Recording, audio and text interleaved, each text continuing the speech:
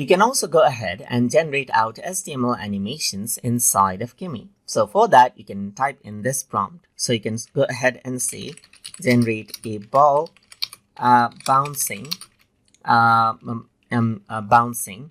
generate a ball bouncing animation right here. Let me be more specific. Generate a red ball bouncing in yellow background animation right here, just like this. And I'm going to say using HTML.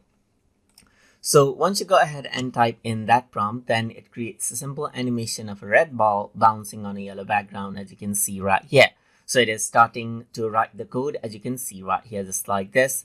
And then this is done. So let me just go ahead on to preview, and then you can see that there's this little animation. It's not perfect, but this is what you have. You can see the code and see the preview right here, just like this accordingly. You can also save this particular HTML file and run it in a web browser or in an HTML editor as well.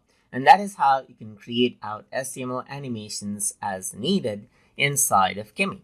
So I hope you guys learned something as always. And as always, please like, comment, share, and subscribe.